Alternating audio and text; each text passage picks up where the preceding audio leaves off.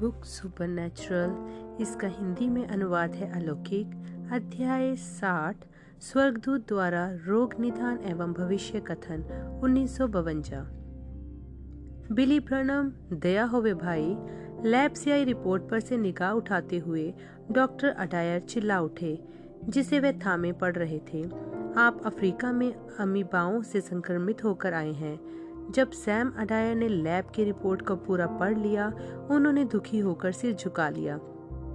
मैं तुम्हारे लिए कुछ भी नहीं कर सकता हूँ बिली। मुझे तुमको किसी विशेषज्ञ के पास भेजना होगा। कुछ और जांच परीक्षणों के बाद डॉक्टर लूकस ने दुग्ध वास्तविकता समझाई। श्रीमान ब्रनम, यह अमीबा परजीवी होते हैं। यह छोटी छोटी रसोली के रूप में संचारित होते हैं, जो कि लाल रुधिर कोश से ज्यादा बड़ी नहीं होती। आपने किसी खाने या पीने की चीज के माध्यम से उनमें से एक अंदर ले लिया होगा। इस परिजीवी के देह में प्रवेश करने के 4 से 6 सप्ताह बाद स्पष्ट लक्षण प्रकट होना शुरू होते हैं। आपका मामला तो उन सब से बुरा है जो मैंने अब तक देखे हैं। बिल को याद आया कि उन्हें पेट में मरोड़ व ऐंठन पहली बार पोर्ट एलिजाबेथ में महसूस हुई थी, जोहेनबर्ग से निकलने के 4 सप्ताह बाद। इसका मतलब हुआ कि उन्होंने वह अमीबा की रसोली कर्लस्ट्राप में निगली थी। समय अंतराल एकदम सही था।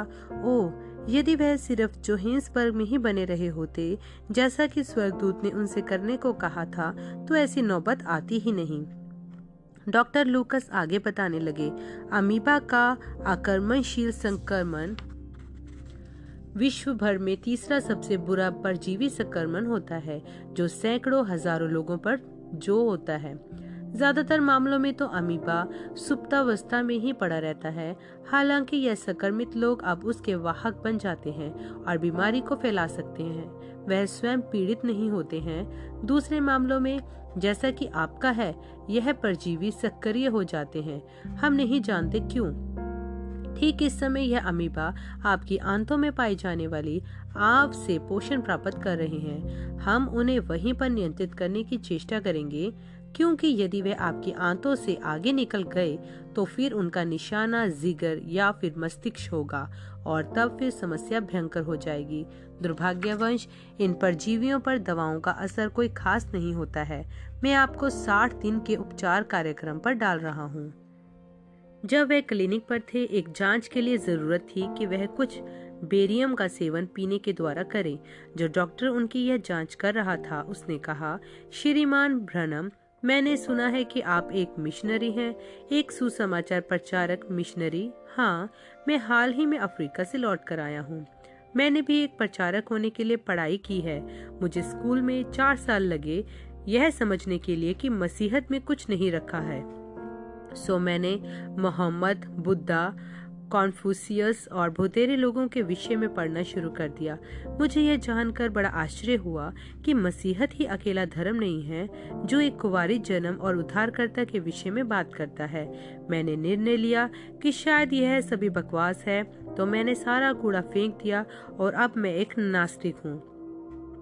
उनके पेट में दर्द और दिमाग अपनी हालत के कारण भयभीत होने के कारण बिल को ऐसे दुष्ट आदमी के साथ वार्तालाप करने की कोई इच्छा नहीं हुई। उन्होंने चुपचाप दुआ की, प्रभु यीशु, मुझे एक और मौका दीजिएगा जब मेरी हालत बेहतर हो जाए। जब वह घर पहुंचे और अपनी पत्नी को यह भयंकर खबर सुनाई, मीडा ने कहा, बिल, न्यू एल्बनी वाली श्रीमती शेन याद है? क्या वह भाई जॉनसन की कलीसिया की मानसिक घबराहट से ग्रस्त संडे स्कूल टीचर तो नहीं, जिनके लिए मैंने दक्षिण अफ्रीका जाने से ठीक पहले ही प्रार्थना की थी? वही। जब आप अफ्रीका में थे, वो हर 2-3 दिन बाद मुझे फोन करती थी। अब जबकि आप घर लौट आए हैं, वह मुझे हर दिन फोन कर रही है।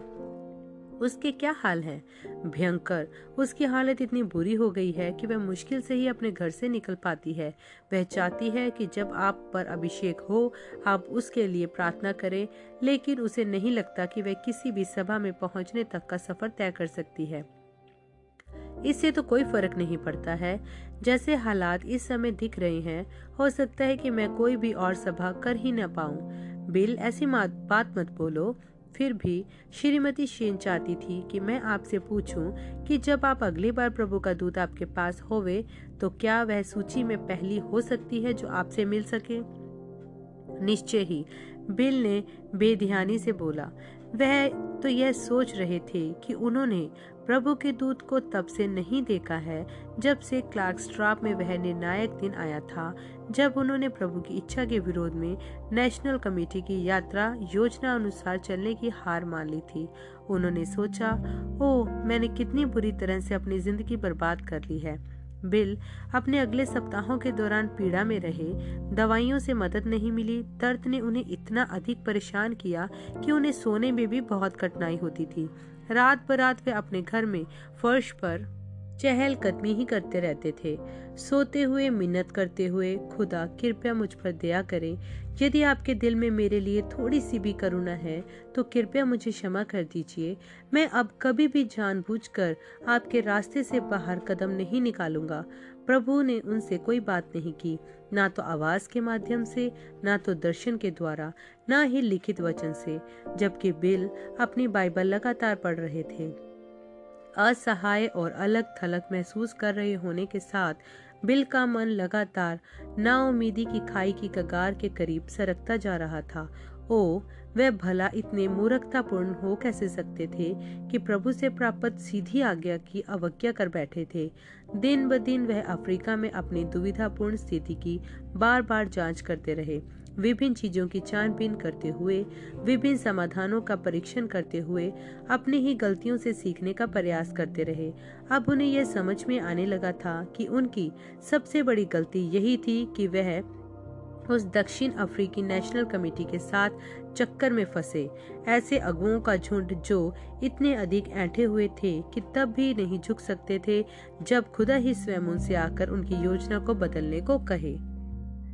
तब बिल को एहसास हुआ कि उन्होंने इसी प्रकार के ऐंठे हुए रवैये को अमेरिका में डिनोमिनेशन के प्रचारकों में भी देखा है।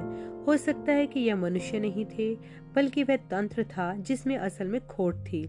प्रत्येक मसीही संस्था पहले से ठहराए हुए धर्म सिद्धांतों और कानूनों की सूची के अनुसार ही चलती है, जो अक्सर ऐसे भय सहित आदरणीय धर्म शिक्षाएं बन जाती हैं कि सदस्य लोग वचन को किसी भी दूसरे रूप में देख ही नहीं पाते हैं।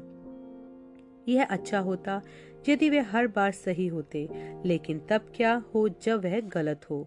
तब क्या हो जब खुदा उन्हें कुछ और अधिक दिखाना चाहे और वह उसे ग्रहण ना करे, क्योंकि वह उनकी झूठी धर्म शिक्षा अनुसार नहीं होता। इस मामले में तो उनकी अपनी ऐंठ ही उन्हें खुदा के न्याय के द्वारा दोषी ठहरा सकती थी। क्या हो यदि डिनोमिनेशन वाली मसीहत असल में रुकावट पैदा कर रही थी, बजाय खुदा के आत्मा की मदद करने के? अपने प्राण के अंदर काफी अधिक जांच पड़ताल करने के पश्चात बिल ने समझा कि उनकी दूसरी गलती थी आलोचनाओं के प्रति अति संवेदनशील होना। इस संवेदनशीलता के जड़ें असल में बचपन में पाए ठुकराव थी, जबकि उनके परिवार की बदनामी के कारण समाज ने उन्हें बहिष्कृत किया था। मसीही बन जाने के कारण उन्हें वह प्रेम व स्वीकृति प्राप्त हो गई थी जिसकी उन्हें अपने बचपन से ही कमी महसूस होती रही थी।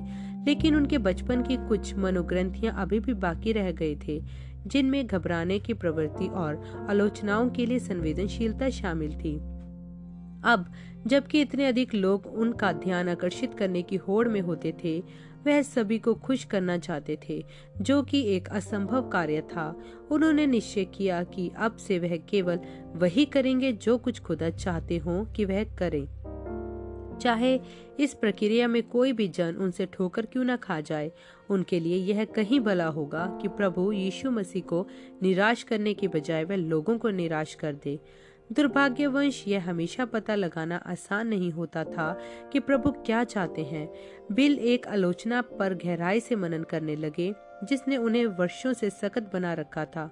कई मसीहों की यह शिकायत रही थी कि वे अपनी चंगाई सभा श्रृंखलाओं के दौरान पर्याप्त लोगों के लिए प्रार्थना नहीं करते थे।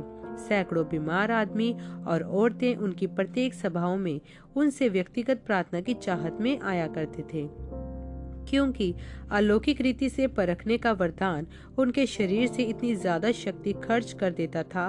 बिल के पास मुश्किल से ही ताकत होती थी कि सभा श्रृंखला की किसी एक रात को कुछ दर्जन लोगों से अधिक लोगों के लिए प्रार्थना कर सके। कई एक आलोचकों ने कहा कि उन्हें थोड़ा ऑरल रॉबर्ट्स और दूसरे विश्वास द्वारा चंगाई करने वाले सुसमाचार प्रचारकों की तरह होना चाहिए, जो लोगों की लंबी लंबी पंक्तियां बनाकर उन्हें उतने ही तेजी से गुजारते हैं जितनी तेज वह उन्हें छू सकें और कुछ शब्दों की दुआ कर सकें। हो सकता है कि उनके आलोचक सही कह रहे थे, हो सकता है कि उनका तरीका बिल्कुल धीमा था। कभी कभी तो बिल इस समस्या पर घंटों तक झुलाते रहते थे, इस बात पर सोचते हुए कि आखिर खुदा क्या चाहते हैं कि वह अपनी चंगाई सभाओं की संरचना किस तरह की रखे। कई बार बिल को यह महसूस होता कि इस सवाल से कोई फर्क नहीं पड़ता, क्योंकि हो सकता है कि अब वह कभी प्रचार ना करे। एक सुबह बहुत जल्दी मीरा ने अपने पति को फर्श पर घुटनों के बल झुके हुए पाया। उनका सिर सोफे की सीट पर झुका हुआ रखा था और वह रो रहे थे। बिल, क्या बात है? प्रिय, यदि तुम्हें बस यह पता चल जाता कि मुझे कितना बुरा महसूस हो रहा है। यहाँ मैं हूँ, केवल 42 वर्ष का, मेरी स्वास्थ्य खराब हो चुका है, मेरी सेवकाई समाप्त हो चुकी है, मैं कर्जे में हूँ, मैं क्या करूँ? मेरा भविष्य में क्या है?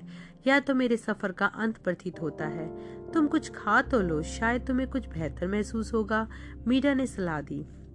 बिल इतना ज्यादा रोए थे कि उनकी आंखें सूजकर लगभग बंद ही हो गई थी।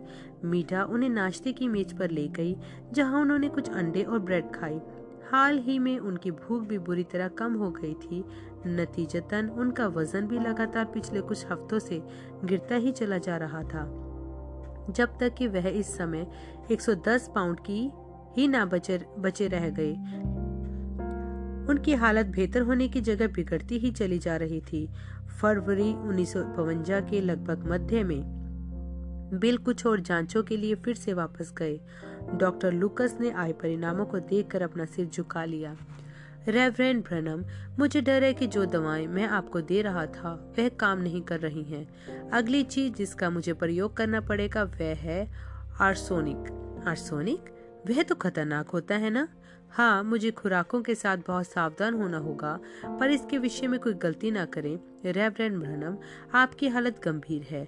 अमीबा का आक्रमणकारी संक्रमण साल भर में लगभग 40,000 लोगों की जान लेता है। यह सक्रिय अमीबा खाते खाते आंतों के पार अपना रास्ता बनाकर निकल जाते हैं और रक्त प्रवाह प्रणाली तक पहुंच जाते हैं, जो उन्हें लीवर तक पहुंचा देती है, जहां पर वे ऐसी रसोलियां बना देती हैं जिनसे जान का खतरा होता है। कभी कभी खून उन्हें जिस्म के दूसरे हिस्सों में भी फैला देता है, जिनमें दिमाग भी शामिल होता है। जब यह होता है तब बुखार शुरू हो जाता है और 10 घंटों के अंदर व्यक्ति मर जाता है। बिल घर वापस लौट कर गए तो पहले किसी भी समय से कई अधिक परेशान थे। उन्होंने अपनी नई दवाएं ली जैसे बताया गया था, लेकिन उसने केवल मात्र इतना किया कि उनकी त्वचा को पीलापन लिए हुए नारंगी से रंग का बना दिया। इसी समय के आसपास उनके दोस्त डॉक्टर सैम अडायर ने उनको एक आपसी मित्र के साथ हुई दुर्भाग्यपूर्ण घटना के विषय में बताने के लिए फोन किया। बिली, तुम्हें मालूम होगा कि डेलबर्ट की मां का देहांत कुछ वर्ष पूर्व हुआ था। डेलबर्ट अब 17 का हो गया है और वह एक गलत संगति में फंस गया। अब वह अस्पताल में है, सिफिलिस से मर रहा है। मैं उसे वह सारी पेनिसिलिन दे चुका हूँ जिसका उसका शरीर झेल सकता है और उससे कोई फायदा नहीं हो रहा है। बस यह सोचा कि शायद तुम जानना चाहो। जितना बीमार बिल महसूस कर रहे थे, उन्हें अपनी सारी ताकत को इकट्ठा किया ताकि अस्पताल जा सके और अपने इस पुराने पारिवारिक मित्र से जाकर मिले। जैसे ही उन्होंने अस्पताल के कमरे में प्रवेश किया, डेलबर्ट ने कहा, भाई ब्रनम, मैं शर्मिंदा हूँ कि आपको यहाँ आना पड़ा। उसका कितना बुरा हाल है डेलबर्ट। डॉक्टर ने मुझसे कहा है कि खुदा के साथ अपना मामला शांतिमय बना लूं। मैं जानता हूं कि तुम्हारी माँ एक मसीही थी। तुम्हारा क्या हाल है? जब मैं अकेला रह गया था, कुछ लड़कों ने मुझे बताया कि सिगरेट पीना शुरू करना स्मार्ट होने की निशानी है, सो मैंने शुरू कर दिया। उसके बाद मैं गैंग के साथ एक सामाजिक बियर भी पीने लगा और पहली चीज जो पता लगी वह यह कि इसने मुझे पकड़ लिया। अभी भी अपना हृदय यीशु मसीह को दे देने के लिए बहुत देर नहीं हुई है। मैं चाहता हूँ, लड़का हकलाया, पर मुझे डर है कि खुदा मुझे ग्रहण नहीं करेंगे क्योंकि मैं इतना ज्यादा पापग्रस्त हूँ। ओह हाँ, वह करेंगे, बिल ने उसे दिलासा दिया। यही तो वजह है जो उन्होंने अपनी जान क्रूस पर दी, ताकि पापग्रस्त लोगों का उद्धार कर सके। क्या आप सोचते हैं कि वह मुझे ग्रहण करेंगे, जबकि मुझे यह वाली बीमारी है?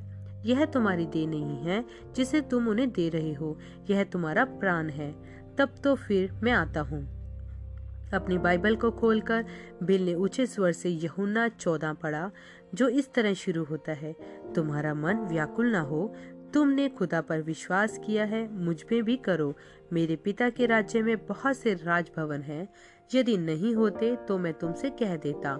मैं तुम्हारे लिए जगह तैयार करने जाता हूँ, और यदि मैं जाता हूँ कि तुम्हारे लिए जगह तैयार करूँ, तो मैं फिर आऊँगा और तुम्हें अपने साथ ले जाऊँगा, ताकि जहाँ मैं हूँ वहाँ तुम भी होवो। और जहाँ मैं जाता हूँ तुम जानते हो, और उसका मार्ग भी जानते हो।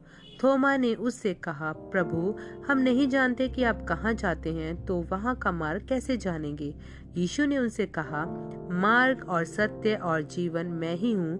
कोई मनुष्य पिता के पास नहीं आ सकता सिवाय मुझ में होकर। अध्याय को समाप्त करके बिल बिस्तर के किनारे घुटने पर आए और प्रार्थना की। डेल्बर्ट ने हाथों को उठाया और रोते हुए बोला, प्रिय खुदा, मेरे प्राण पर दया करें। कृपया मुझे एक पापी के रूप में मरने मत दीजिए। अपने पूरे हृदय से मैं विश्वास करता हूँ कि आपका वचन सही है, और मैं आपको अपना उद्धारकर्ता ग्रहण करने के लिए आता हूँ। बिल उठ खड़े हुए और डेल्बर्ट के कंधे पर थपकी देते हुए बोले, आओ अब दिव्य चंगाई के बारे में बात करते हैं। अब इससे कोई फर्क नहीं पड़ता कि मैं मरूं या नहीं। डेल्बर्ट ने अपना हाथ अपने दिल पर रखा। यहाँ पर अंदर कुछ हुआ है, और अब मुझे मरने से डर नहीं लग रहा है। हाँ डेल्बर्ट, उद्धार ही मुख्य चीज है, लेकिन वही प्रभु यीशु जिसने तुम्हारे प्राण को बचाया, तुम्हें तुम्हारी रोगग्रस्त देह से भी छुटकारा दे सकते हैं। अपने हाथ को युवक के सीने पर रखकर बिल ने दोबारा प्रार्थना की। जब बिल घर पहुंचे, उन्होंने सैम अडायर को फोन किया और कहा, डॉक, तुम डेल्बर्ट को पेनिसिलिन का एक और इंजेक्शन क्यों न दे दो? बिल, मैं उसे पहले ही जरूरत से ज्यादा एंटीबायोटिक्स दे चुका हूँ। यदि उससे कुछ फायदा होना होता तो अभी तक हो चुका होता। क्या एक और इंजेक्शन से उसे नुकसान होगा? नहीं। तो फिर मेरी बात मानकर उसे एक और दे दो। ठीक है, लेकिन उससे कोई फायदा नहीं होगा। कुछ दिनों के बाद डॉक्टर अडायर ने फिर फोन किया और कहा, उस आखिरी इंजेक्शन ने काम कर दिया। डेल्बर्ट इस चीज से ठीक हो जाएगा। यह तो बहुत बढ़िया बात है, बिल ने कहा। जब उन्होंने फोन को वापस रखा, वे अपने युवा मित्र के लिए खुश थे, लेकिन अपने लिए दुखी थे। प्रभु, उन्होंने प्रार्थना की, आपने डेल्बर्ट को ठीक कर दिया है, मुझे चंगा क्यों नहीं करते? 1952 के फरवरी के अंत में विलियम ब्रनम डॉक्टर लूकस के क्लिनिक पर वापस लौट कर गए। अब इसका क्या हाल है? उन्होंने पूछा। डॉक्टर लूकस नहीं मुस्कुराए। हर बार जब मैं आपकी जांच करता हूँ, मैं आपके शरीर में और अधिक अमीबाओं को पाता हूँ। रेवरेंड ब्रनम, मैं आपको चौंकाना नहीं चाहता हूँ, लेकिन आप एक शादीशुदा आदमी हैं और आपके कई बच्चे भी हैं। आपको अपने सारे मामलों को ठीक से व्यवस्थित कर लेना चाहिए। चिकित्सा विज्ञान आपके लिए कुछ भी और नहीं कर सकता है। यदि वह परजीवी आपके रक्त प्रवाह में प्रवेश कर गए तो फिर आपको बहुत तेज बुखार हो जाएगा। यदि वे आपके लिवर में पहुंचकर इकट्ठे हो गए तो यह पर्याप्त बुरा होगा, लेकिन यदि वे आपके दिल में या दिमाग में पहुंच गए तो आप लगभग 10 और घंटे जीवित रहेंगे और फिर खेल खत्म। बिल बहुत ही परेशान हालत में घर लौट कर गए। उस रात को वह फिर फर्श पर चहलकदमी ही करते रहे, प्रार्थना करते, रोते हुए खुदा से दया की भीख मांगते रहे। लेकिन अब वह पहले से कहीं अधिक व्याकुलता महसूस कर रहे थे। प्रत्येक आधे घंटे या लगभग उतने ही समय अंतराल पर वह अपना बुखार नापते कि देखें बढ़ना शुरू तो नहीं हो रहा है। उनका परिवार उनके बिना क्या करेगा? बिली पॉल तो संभवतः ठीक हो जाएगा, लेकिन उनके नन्हे नन्हे बच्चों का क्या होगा? मार्च में रिबिका 6 वर्ष की और सारा 1 वर्ष की ही हो जाएंगी। मीठा इन दोनों छोटी लड़कियों को अकेले कैसे पालेगी? लगभग 11 बजे बिल लेट गए और सो गए। सुबह लगभग 3 बजे किसी चीज ने उन्हें जगा दिया। वे अंधेरे में लेटे रहे, बिस्तर के पास रखी घड़ी की टिक टिक सुनते रहे। अचानक उन्हें एक हल्का दबाव महसूस हुआ, जिसके कारण उनकी खाल पर झुनझुनी महसूस हुई। प्रभु का दूत करीब था। बिल एक तनावपूर्ण अपेक्षा में इंतजार करते रहे। फिर उन्होंने उसी जानी पहचानी आवाज को बोलते हुए सुना, अपनी बच्ची के पास जाओ और उसे थोड़ा पानी पिलाओ। दबाव कम हो गया। बिस्तर से बाहर निकलकर उन्होंने अपने पजामों के ऊपर ही अपना रोब लपेटा और हॉल में होकर अपनी लड़की के बेडरूम में पहुंचे, जहां उन्होंने सारा को अपने पालने में खड़ा हुआ पाया। बंद गले से रोती हुई उसका चेहरा लाल हो चुका था और तनाव के कारण सिकुड़ा हुआ सा था। वह पिछले कुछ दिनों से बीमार चल रही थी और इतना रोई थी कि उसकी आवाज ही गायब हो गई थी। बिल ने उसे उठाया, उसे उठाकर किचन तक ले गए और उसके लिए एक गिलास पानी निकाला। वह उसे पूरा पी गई। बिल ने सोचा, क्या यह मेरे प्रभु की प्यारी बात नहीं है जो उन्होंने सारा के लिए ऐसा किया। यीशु कितने प्यारे और ध्यान रखने वाले हैं। सारा को उसके पालने में रखने की बजाय उन्होंने उसे मीरा के बगल में अपने बिस्तर पर लिटा दिया। वह तुरंत ही सो गई। बिल वापस सारा के कमरे में गए और उस खाली दोहरे पलंग पर लेट गए, लेकिन उन्हें नींद नहीं आई। हजारवीं बार सोचने लगे, मेरे भविष्य में क्या है। मुझे लगता है कि अब ज्यादा समय नहीं लगेगा और मैं अब गुजर जाऊंगा। एक बुखार मुझे आ पकड़ेगा, फिर 10 घंटे और सब खत्म हो जाएगा। मेरी पत्नी के पास यह 2 नन्ही लड़कियां अकेले ही पालने के लिए होंगी। रोते रोते उनके मुंह से निकला, ओ खुदा, क्या कुछ भी है जो मैं कर सकता हूँ। एक हल्की सी आवाज ने सन्नाटे को तोड़ा। हल्की सी लेकिन तेज होती हुई वह ऐसी प्रतीत होती थी जैसे कि एक भवंडर आ रहा था। बिल ने अपनी ओढ़नी एक और पलट दी और उठकर बिस्तर के किनारे बैठ गए। प्रिय खुदा, क्या आप अपने सेवक के लिए माफी लेकर आ रहे हैं या आप मुझे ले जाने के लिए आ रहे हैं। घूमती हुई मेघधनुष स्वरूप ज्योति छत की ओर ऊपर उठती हुई प्रकट हुई। उस ज्योति के नीचे से निकलकर प्रभु का दूत सामने चलता हुआ आ गया। उसके हाथ उसके सामने छाती पर एक में एक थे और एक मुट्ठी में वह ढेरों सफेद कागजों को थामे हुए था। स्वर्गदूत ने कहा, तुम जितना अपने भविष्य के बारे में सोच रहे थे। हाँ, बिल ने कहा, मैं सोच रहा था कि मेरे भविष्य में क्या रखा है। स्वर्गदूत ने कई सारे कागज तो जमीन पर गिरा दिए। बिल देख सकते थे कि उनमें से प्रत्येक पर कुछ शब्द लिखे हुए थे, लेकिन इससे पहले कि वे उन्हें पढ़ पाते, स्वर्गदूत ने कहा, इसे देखो। और उसने बिल को अपने हाथ में बचे रह गए पन्ने दिखाए। वे सभी शुद्ध सफेद थे, जिन पर कोई निशान नहीं बना था। स्वर्गदूत ने उन पन्नों को हवा में ऊपर उछाल दिया। अचानक से कमरे में कोई छत नहीं थी। वह पन्ने रात के आकाश में उड़ने लगे, ऊंचे और ऊंचे जाते चले गए, जब तक कि वह बहुत छोटे छोटे नन्हे जर्रे जो सितारे जितने छोटे दिखने लगे, इससे पहले कि वह आकाश गंगा के परे गायब न हो गए। तब फिर स्वर्ग से एक आवाज गूंजी, तुम्हारा भविष्य साफ है। जब बिल अपने आपे में आए, वे अभी भी बिस्तर के किनारे पर बैठे हुए थे। उस कमरे में अंधेरा था और सन्नाटा था। सुन और भ्रमित सा महसूस करते हुए उन्होंने मिन्नत की, खुदा, यदि मुझे आपकी उपस्थिति में अनुग्रह मिल गया है तो कृपया मुझे बताइए, इन अमीबाओं का क्या होगा। क्या मैं उनसे उभर पाऊंगा? कृपया प्रभु, यदि आपने मेरे पाप को मुझे माफ कर दिया है तो क्या आप मुझसे एक बार और बात करेंगे? फिर से उस अलौकिक उपस्थिति से कमरा भर गया और स्वर्गदूत ने उस ज्योति में से निकलकर बाहर कदम रखा। जब वह बोला, उसकी आवाज करुणामयी थी और साथ ही साथ दृढ़ भी। तुम जो अमीबाओं के बारे में सोच रहे थे, वह अब तुम्हें परेशान नहीं करेंगे। स्वर्गदूत चला गया। पीछे बिल को अनंत की भरपूरी सहित छोड़कर वह चंगे हो चुके थे। चंगे। खुदा ने एक चमत्कार के साथ उनकी देह को छुआ था। अब वह अपने परिवार की देखभाल करने के लिए जीवित रहने जा रहे थे। यहाँ तक कि वह अपनी सेवकाई में भी लौट सकते थे। अपनी सेवकाई को याद करके बिल ने सोचा, जबकि स्वर्गदूत यहाँ पर थे, मुझे उनसे यह पूछ लेना चाहिए था कि मुझे बीमारों के लिए किस प्रकार प्रार्थना करना चाहिए। अचानक से स्वर्गदूत उनके सामने फिर आ खड़ा हुआ। स्वर्गदूत का श्वेत वस्त्र उस अलौकिक ज्योति की रोशनी को प्रतिबिंबित कर रहा था, जो उसके सिर के ऊपर चक्रनुमा रीति से घूम रही थी। बिल ने कहा, अलग अलग लोग मेरी सभाओं की आलोचनाएं करते आए हैं, यह कहते हुए कि ऑरल रॉबर्ट्स और यह दूसरे प्रचारक लगभग 500 लोगों के लिए प्रार्थना करते हैं, उतने ही समय में जितने समय में मैं 15 लोगों के लिए प्रार्थना करता हूँ। आपने कहा था कि लोगों को अपने ऊपर विश्वास करवाऊं। क्या मैं यही करता रहूं जो करता आया हूँ, दर्शनों का इंतजार, या फिर मैं लोगों के लिए एक तेज पंक्ति में प्रार्थना करूं, जैसा कि भाई बॉसवर्थ कहते हैं कि मुझे करना चाहिए? तुम वैसा ही करो जैसा करने की अगुवाई तुम्हें महसूस होती है, उन्होंने उत्तर दिया। फिर स्वर्गदूत गायब हो गया। मैं वैसा ही करूंगा जैसा करने की अगुवाई मुझे महसूस हो, बिल ने दोहराया।